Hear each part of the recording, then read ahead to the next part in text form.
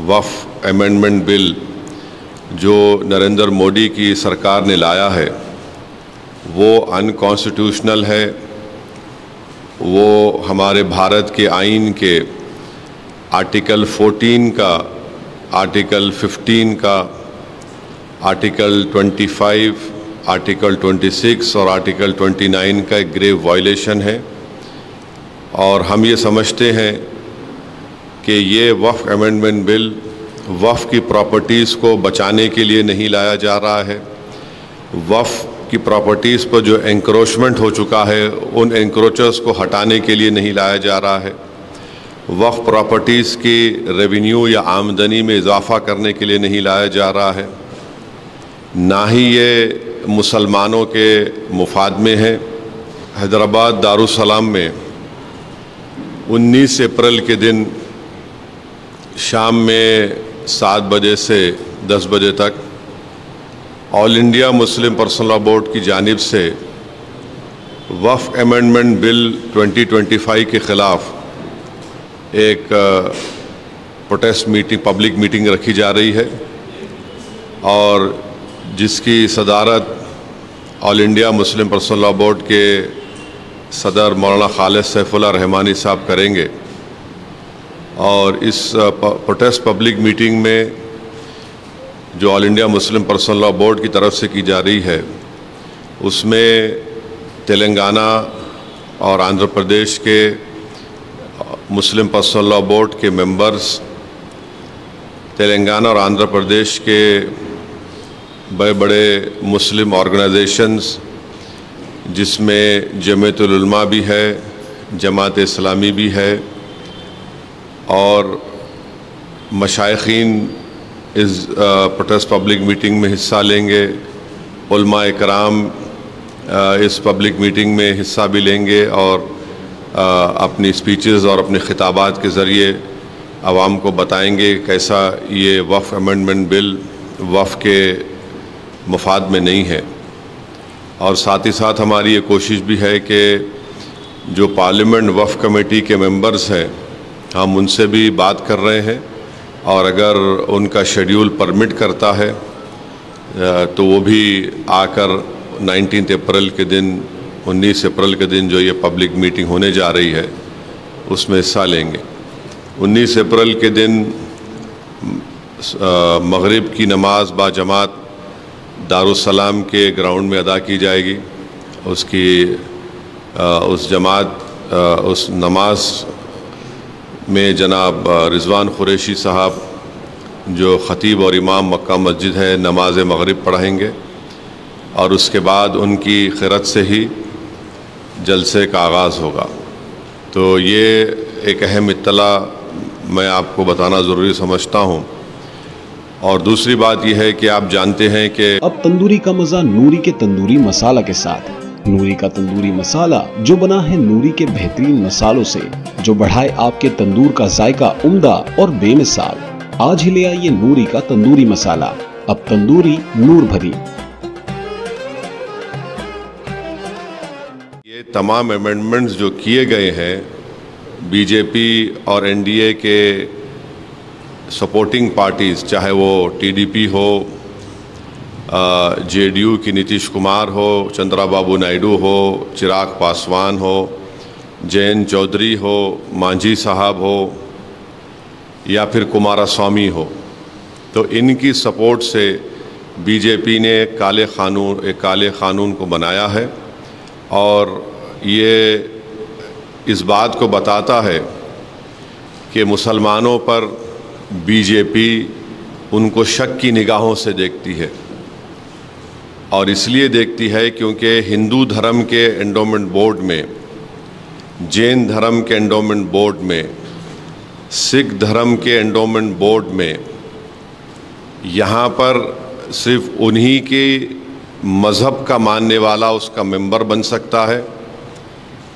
इन धर्म के बोर्डों में लिमिटेशन एक्ट अप्लाई नहीं होता।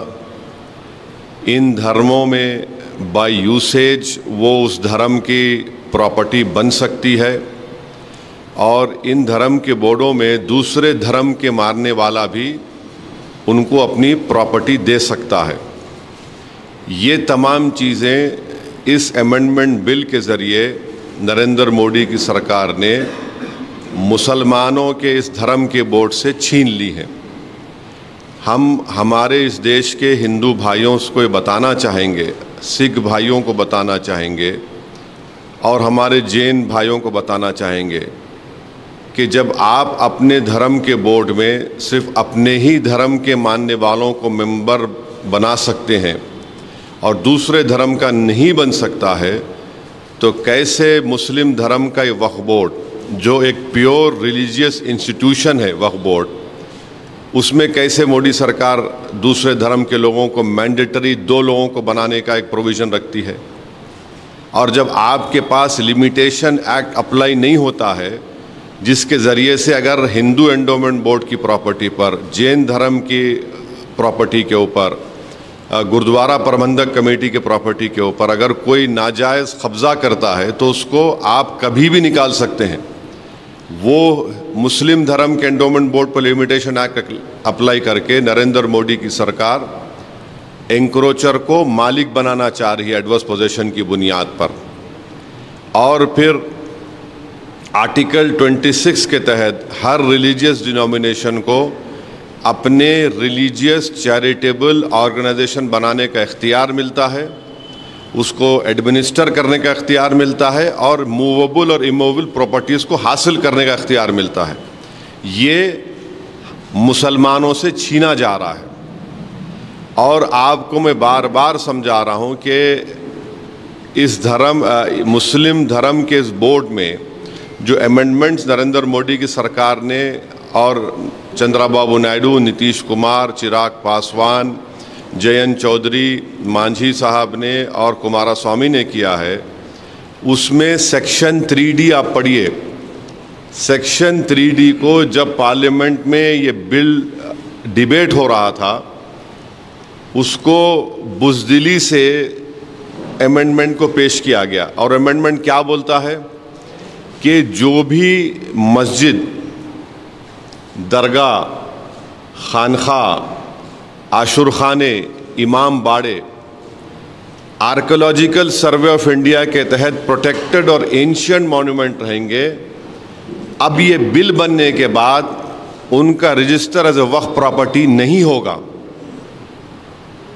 अब आप मेरे को बताइए, सच्चर कमेटी में 180 प्रॉपर्टीज़ जो सच्चर कमेटी ने, आप उसके लास्ट पेजेस देखिए, आखिरी के 8-10 पेजेस में 180 प्रॉपर्टी सच्चर कमेटी ने कहा कि ASI के इलीगल ऑक्यूपेशन में है। इस सेक्शन 3D के तहत हम उस 180 प्रॉपर्टीज़ को खो देंगे, जिसमें मस्जिद भी है, खानखाएँ भी हैं, क़ब्रस्तान भी है, दरगाहें भी हैं, सब है। अब इसका इफ़ेक्ट ये भी होगा कि संभल की मस्जिद अब वक्फ की प्रॉपर्टी नहीं रहेगी। मैं डायरेक्ट चैलेंज कर रहा हूं भारत के प्रधानमंत्री को कि आप, मेरा सवाल आपसे है, आप जब अमेंडमेंट ये ला चुके हैं, कानून बना चुके, तो क्या संभल की मस्जिद अब वक्फ की प्रॉपर्टी रहेगी? क्या ज्ञानवापी की मस्जिद वक्फ की प्रॉपर्टी कहलाएगी? क्या मथुरा की मस्जिद वक्फ की प्रॉपर्टी कहलाएगी? जितने भारत में ASI प्रोटेक्टेड एंशिएंट मॉन्यूमेंट्स है, उसके एक्ट के तहत उसको बोलते ASMR एक्ट, जिसमें हमारे शिया भाइयों के इमाम बाड़े भी हैं, आशुरखाने भी हैं, दरगाहें भी हैं। अब आप बताइए, इससे वक्फ को छीन नहीं रहे आप? और झूठा प्रोपेगेंडा बीजेपी करी, नहीं कुछ नुकसान नहीं होगा। फिर सेक्शन 2 पढ़ो उसका आप। सेक्शन 2 में लिखा गया कि इस एक्ट से पहले जो ट्रस्ट थे जिनका मकसद वक्फ की तरह हो, और इस एक्ट के बाद जो ट्रस्ट हैं जिनका मकसद वक्फ की तरह, वो ट्रस्ट में रहेंगे। वो क्यों लाया गया? वो इसलिए लाया गया, अमित शाह पार्लियामेंट में बोले कि हम ये सेक्शन 2 को इसलिए लाए क्योंकि हमारे बोरा मुस्लिम भाइयों को इससे फ़ायदा हो सके। वो भी उनको धोखा दिए बोरा मुस्लिम भाइयों को, उस प्रोविज़न में बोरा का जिक्र ही नहीं है। ये इसलिए लाया गया क्योंकि भारत का जो सबसे दौलतमंद आदमी है, जो खोजा यतीम खाने को खरीद कर अपना आलीशान बंगला तामीर किया, इस सेक्शन 2 से सबसे पहला फ़ायदा उस शख्स को होगा। सबसे पहला फायदा उसको होने वाला है।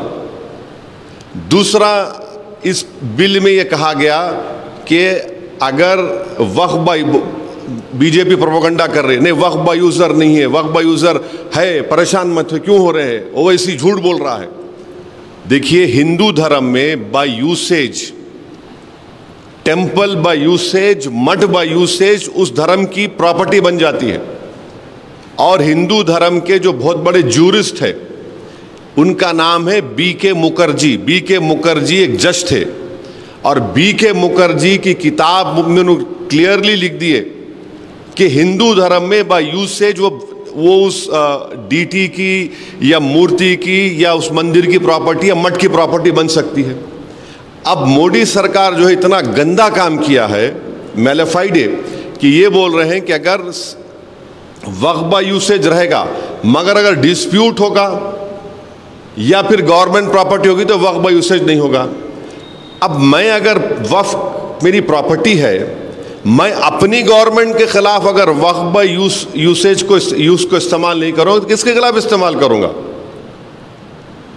डिस्प्यूट क्या है? डिस्प्यूट कोई भी क्रिएट कर देगा, कोई भी जाके बोल देगा मेरी प्रॉपर्टी है, तो जब वक्फ बाय यूज खत्म हो जाएगा।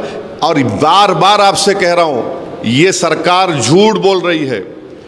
राम मंदिर के जजमेंट में, बाबरी मस्जिद राम मंदिर जजमेंट में सुप्रीम कोर्ट ने कहा वक्फ बाय यूज होगा, बाज़ाब्ता उन्होंने बताया कि उसका एविडेंस ये होगा, उसका पोजेशन होना चाहिए। वक्फ बाय यूज को सुप्रीम कोर्ट ने बाबरी मस्जिद राम मंदिर में अपहेल्ड किया है, और ये सरकार उसमें बोल रही कि नहीं डिस्प्यूट और गवर्नमेंट प्रॉपर्टी होगा। तो सच्चर कमेटी में दिल्ली के 120 प्रॉपर्टीज जो गवर्नमेंट के कंट्रोल में है, सच्चर ने कमेटी ने कहा कि under the illegal occupation of the government, Delhi government, this should be return to the Delhi वक्फ बोर्ड, दिल्ली वक्फ बोर्ड वापस करना चाहिए। और सच्चर कमेटी ने कहा कि उस 120 सिर्फ दिल्ली के प्रॉपर्टीज की 2007 में मार्केट वैल्यू 8,000 करोड़ रुपये है, 8,000 करोड़। अब जब ये वक्फ बाय यूज का प्रोविजन आएगा, लॉ बन गया, 120 प्रॉपर्टीज चले गए मेरे, जिसमें दरगाहें भी हैं, जिस पार्लियामेंट के सामने की मस्जिद है, जिसके इमाम रामपुर के मेंबर ऑफ पार्लियामेंट मौलाना मुहिबुल्लाह साहब हैं, वो चले गए। अब कल गवर्नमेंट बोले नहीं मस्जिद तुम्हारी नहीं, हमारी प्रॉपर्टी है, लगा दिए, तो उसमें तो खत्म ही हो गया। अब दूसरा यह है कि अगर मैं जाकर ASI के मॉन्यूमेंट से मेरे, जो सच्चर ने कहा, मैं जाके बोलूंगा गवर्नमेंट ने बिल में क्या किया कि गवर्नमेंट का डेफिनेशन जो होता है उसको इतना इनलार्ज कर दिया कि उसमें पब्लिक सेक्टर अंडरटेकिंग्स भी आ गए। अब मैं जाके बोलूंगा भाई मेरी है, तो बोलेंगे हम वक्फ बाय यूज खत्म कर दिया, आपका डॉक्यूमेंट नहीं है।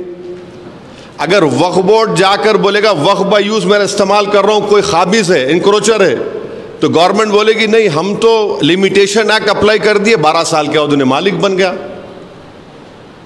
कौन सा ऐसा प्रोविजन है जिससे वक्फ बोर्ड को फायदा पहुंचेगा, हमको बताइए। हम तो लूज कर रहे हैं हमारे पूरे प्रॉपर्टीज को, वक्फ की प्रॉपर्टीज को। आप सेक्शन 3D ला लिए, सेक्शन 2 ला लिए, सेक्शन 3C कर दिए, डेजिग्नेटेड ऑफिसर। अब डेजिग्नेटेड ऑफिसर कौन होगा बताइए? मेरा गवर्नमेंट से झगड़ा चल रहा, कई जमीनों पे कब्जा है गवर्नमेंट का, तो दुनिया का उस इंसाफ का उसूल ये है कि कोई भी अपने केस में जज नहीं बन सकता। आप क्या कर रहे हैं? डेजिग्नेटेड ऑफिसर गवर्नमेंट अपॉइंट करिए, गवर्नमेंट एग्जीक्यूटिव का हिस्सा है।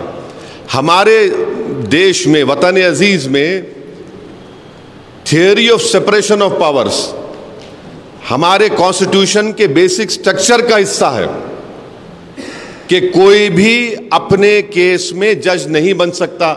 डेजिग्नेटेड ऑफिसर गवर्नमेंट नॉमिनेट करेगी, वो किसके हक में फैसला करेगा? वो अगर आप ईमानदार थे तो आप बोलना था कि अगर ऐसे झगड़े होंगे तो कोर्ट तय करेगा, आप कोर्ट को भी निकाल दिए डेजिग्नेटेड ऑफिसर।